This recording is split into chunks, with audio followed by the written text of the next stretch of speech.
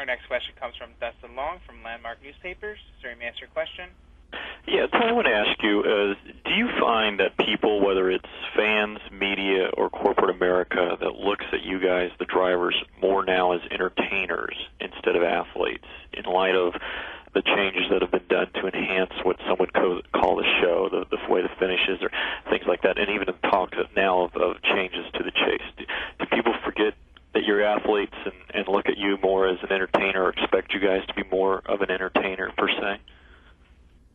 I don't know that it's really changed. I think over years that's kind of changed a little bit, but I think they still respect the athletic side. I mean, and granted, we're not running up and down the court or wearing pads or jumping or anything like that, but to sit in the cars with the temperatures that we deal with and the G-forces that we deal with all day, there is that physical aspect to it. But I think that anytime that you're in an industry that, even though it's sports, we're still in the entertainment industry too, and that's what keeps people coming back every week. So people do look at you from that side, and I think so more now than ever. But I don't think that they forgot about the physical aspect of it. But these people and the fans are so passionate about their drivers that they're entertained by us, and I think that is a big aspect of their lives, and we're very thankful for that. I also wanted to ask you, as I know that you're still looking for sponsorship for your two cars. At this point, what would you list as the percentage likelihood that you could or would expand to a third team for next year? I would say there's probably a 0% chance that we'll expand to a third team for next year. We're still trying to fill the void when Old Spice changes this year, and we're talking to a lot of great people. So there's a lot of good opportunities out there. It's just a matter of finding a package that works for somebody to fill our spot. And there's still races we're trying to take care of on Ryan's cars. So the hard part about it is, it just takes funding. I mean, we could be up to a 4-car team, very quickly, but it takes the funding to get it done. Thank you. Our next question comes from Kerry Murphy of the Final Lap. Sir, you may ask your question. Hey, Tony, thanks for being on with us again today. Looking ahead to a couple of weeks, you got Indianapolis on the schedule, and you got a couple of wins under your belt already, but being a car owner at the same time, does that kind of reset your goals and make you even more hungry to win there as well?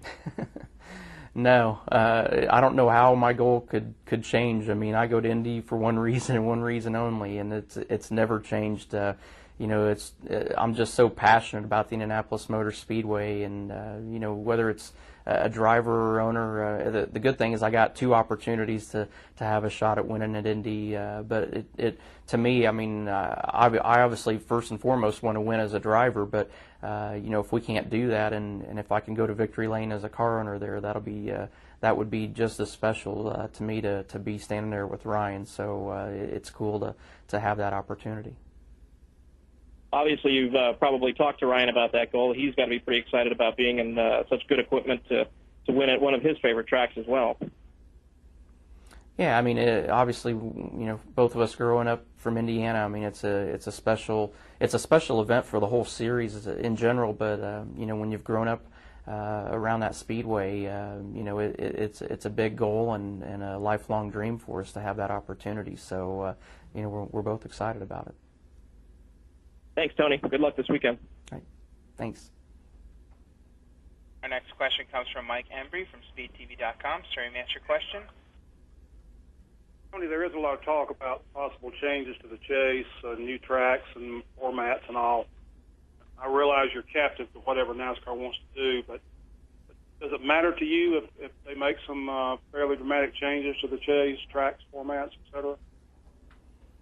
I don't think so. I mean, I believe in Brian France. I believe in the vision that he has, and he's learned from 2 of the greatest promoters in all of racing with his father and grandfather. So I guarantee that whatever it's going to be and whatever they're talking about and looking into as far as changes are concerned, that it's something that's been well thought out and will be good for our series. And any time that that it's good for the series. It's good for all of us too. Everybody was skeptical about the format of the chase to begin with, but it's provided some great excitement for our series at the end of the year. So the good thing is it's the same for everybody, and that's all you ask for. It really doesn't matter what the format is to us. You just learn how to plan for it and how to adapt to it. Thanks. Our next question comes from Regan Swan from NASCAR.com. You may ask your question. Hi, Tony. We're going to go see the cheetahs tomorrow at the Indianapolis Zoo, and I wanted you to share with me a little bit about the experience that you had working with them and the conservationists out there, and then if you could share one funny tidbit about filming that commercial. Yeah, we had a lot of fun. We've worked with the Indianapolis Zoo and helping be a part of building the cheetah exhibit at the Indy Zoo, and it was pretty cool. We had a whole day down at Stewart-Haas Racing where we actually had one of Jack Hanna, two of his guys brought down Roe, who was a male cheetah, and we got to shoot the commercial spots for it to help promote the zoo, and it's really cool. They've got I think 3 males and 3 females that are there, and they're actually separated because the females and males don't really get along that well with each other, but they've got a part of the exhibit is you get a chance to race a cheetah, and it's actually a section of running track, and the light runs across the speed that the cheetah runs, and then you run and see how far you can get by the time the cheetah gets to the end, and it really gives you a perspective of how fast those animals are, and the money that's generated. I think it's 50 cents to race against the cheetah there, and the money that generates helps go to the conservation efforts in Africa, and it's really cool. It's a neat aspect to see a very beautiful animal, but for me personally, it was a great experience. I mean, I've always loved animals. I got along with Ro really well right off the bat, and toward the end of the day, I was walking Ro around the shop, and we've got some really neat pictures. Go to our store at tonystewart.com. We've got some really neat pictures of Ro and I interacting that people can get. So it was a really cool deal. It was a lot of fun to do that. There's not very many times in your life that you get an opportunity to spend time with a wild animal like that, and so I definitely, it was a day that I'll never forget, and the exhibit there was awesome. We got to go up a couple weeks ago and do the grand opening for it, and it's really neat to see how hard people are working to help with the conservation efforts. It's awesome. And I know that you had a monkey. Do you think a cheetah will go to the new place in Bartholomew County? No, actually, and Mojo's down at the Louisville Zoo, where he's getting better taken care of than we can take care of him. But we still get a chance to go down, and we work with the Louisville Zoo also, and we get to go back and actually interact with him still, and he still recognizes us. So he still remembers who raised him. So we're still very passionate about him. Thanks, Tony. Thanks. Our next question comes from Tina Akors from the Chicago Sun-Times. Ma'am, you may ask your question. Hi, Tony. I was just wondering, you've won twice at Chicagoland, and I just wanted to find out what you think of the track and if the track holds kind of a special place for you with those 2 victories.